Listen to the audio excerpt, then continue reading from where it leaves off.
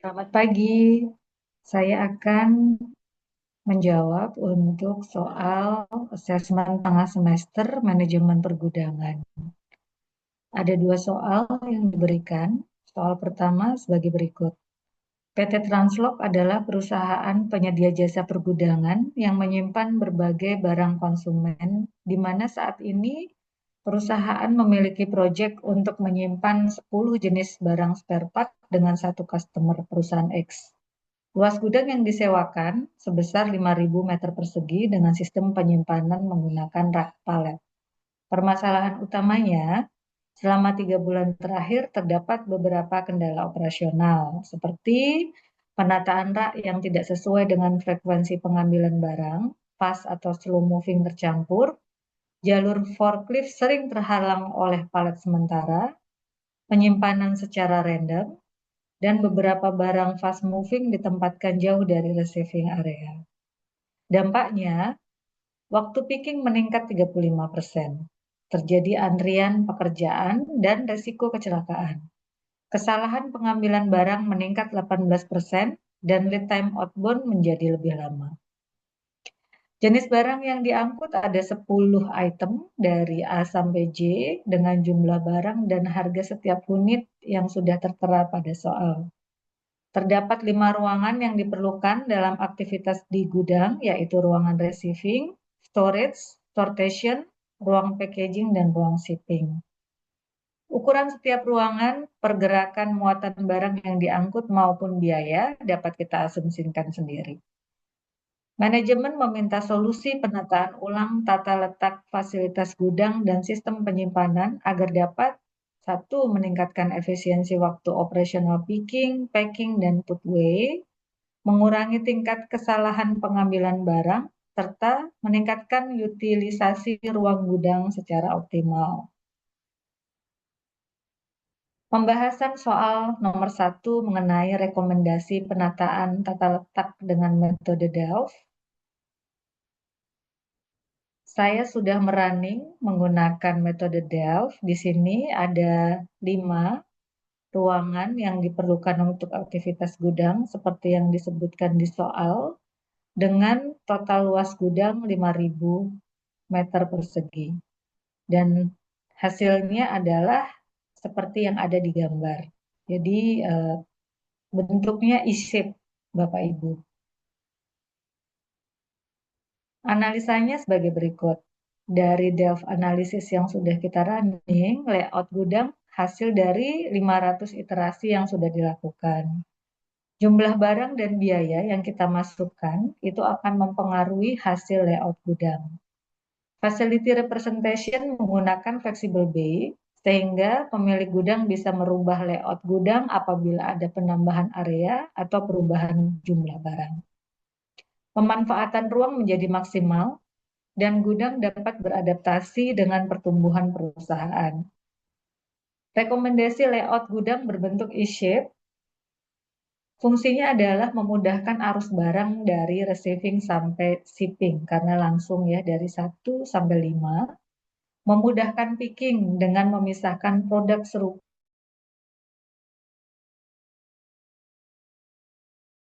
dengan kriteria tadi fast moving kita lakukan menjadi fast moving, sehingga utilisasi ruang gudang menjadi maksimal. Juga akan meminimalkan kemacetan flow dan meminimasi resiko kecelakaan dengan menghindari pergerakan bolak-balik. Selanjutnya kita diminta untuk menganalisis berdasarkan nilai dari 10 item yang sudah disebutkan pada soal.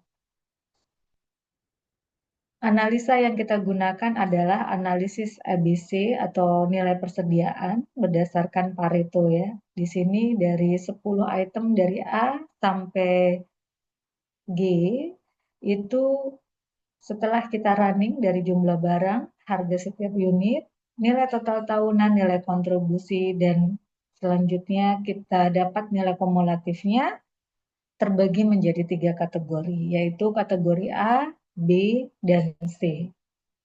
Item B dan E masuk ke kategori A, yaitu kategori fast moving dan high value. Kategori A adalah top performing yang membutuhkan kontrol ketat, planning yang baik, dan pencatatan akurat. Nilai dari kategori A mewakili 70-80% dari total nilai persediaan, karena untuk ABC analisis ini menggunakan konsep Pareto. Untuk item H, A, dan D masuk kategori B, masih dalam kategori fast moving, tapi dengan nilai value yang lebih rendah dari kategori A. Kategori B pun juga membutuhkan pencatatan yang baik, yang akurat, memang secara value, secara nilai less than yang kategori A.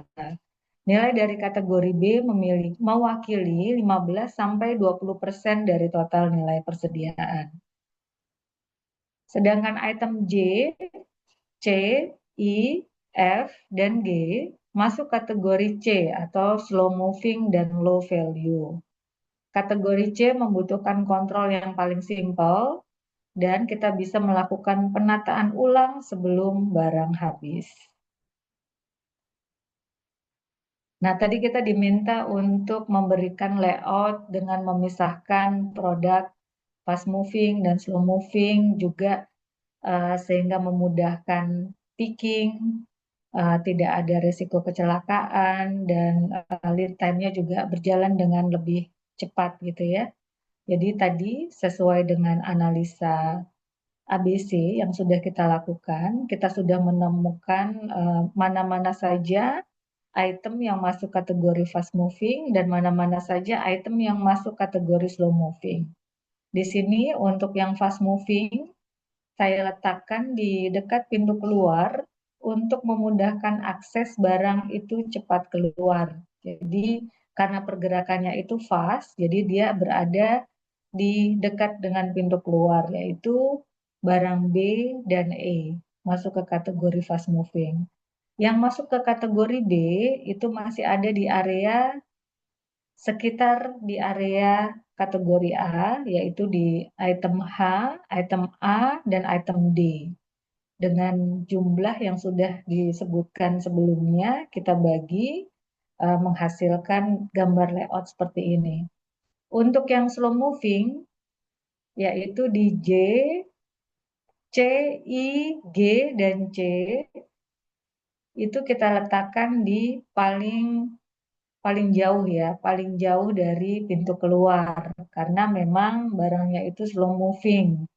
Jadi berada di area dekat pintu masuk untuk memudahkan barang-barangnya itu sesuai flow-nya, seperti itu, slow moving dan fast moving yang di dekat pintu keluar.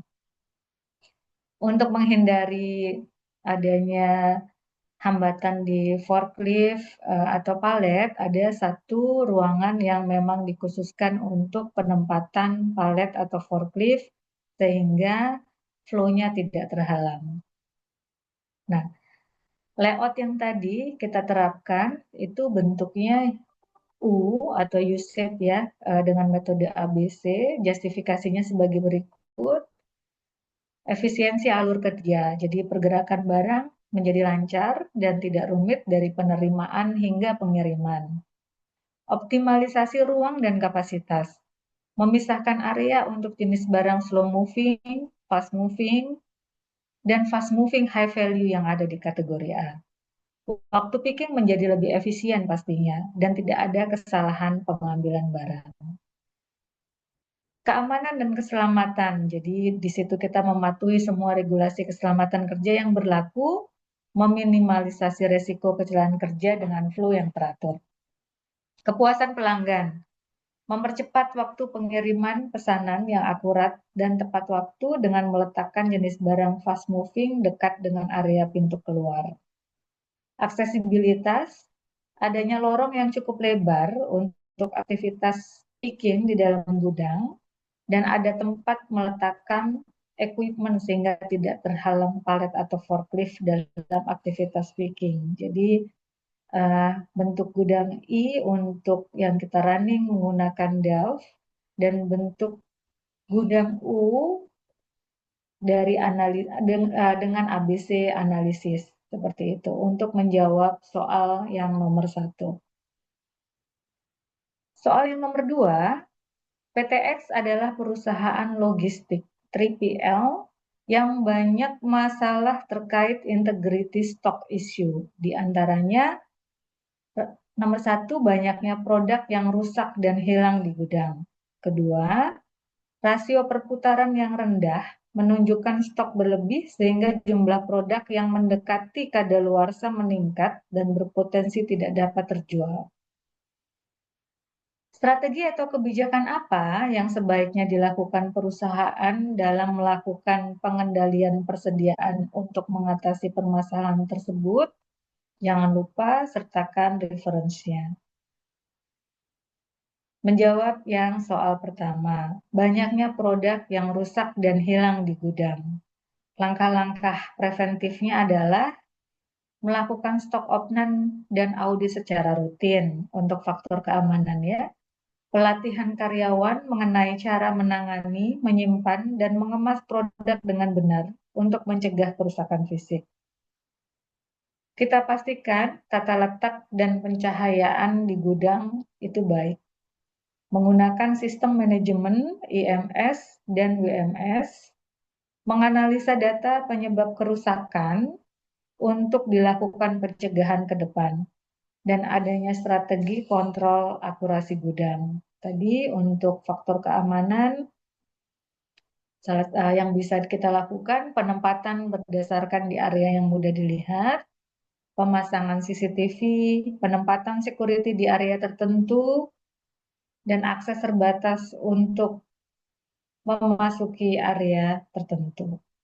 Nah, preventif untuk produk yang rusak, salah satunya adalah produk rusak karena terkontaminasi produk. Jadi kita bisa melakukan strategi put away, jadi berdasarkan kategori produk. Jadi tadi ya home care tidak berdekatan dengan food, penggunaan pembatas sehingga tidak ada pencampuran barang di situ, pemuatan truk mengikuti aturan sesuai penempatan dan pengaturan produk. Yang kedua, rasio perputaran yang rendah menunjukkan stok berlebih, sehingga jumlah produk yang mendekati kadaluarsa meningkat dan berpotensi tidak dapat terjual. Kebijakan perusahaan dalam pengendalian persediaan yang harus dilakukan adalah strategi kontrol aging produk di gudang. Dilakukan secara harian, kita ceknya untuk memastikan tidak ada produk yang near expired date dan expired date, gitu ya. Yang kedua, pastinya kita menerapkan sistem FIFO, first expired, first out. Jadi yang sudah mendekati near expired sudah kita keluarkan terlebih dahulu. Pastinya juga kita melakukan koordinasi dengan bagian penjualan supaya stoknya bisa terjual dengan lebih cepat. Jadi bagian penjualan bisa meningkatkan penjualan dengan menggunakan sistem ERP dan AI. Koordinasi yang kita lakukan. Koordinasi dengan bagian produksi juga kita harus lakukan karena untuk mengantisipasi stok supaya tidak berlebih, untuk mengurangi jumlah produksi sementara dalam kondisi stok berlebih supaya bisa terjual terlebih dahulu dan kita bisa koordinasikan menggunakan ERP system dan AI. Demikian yang bisa saya sampaikan untuk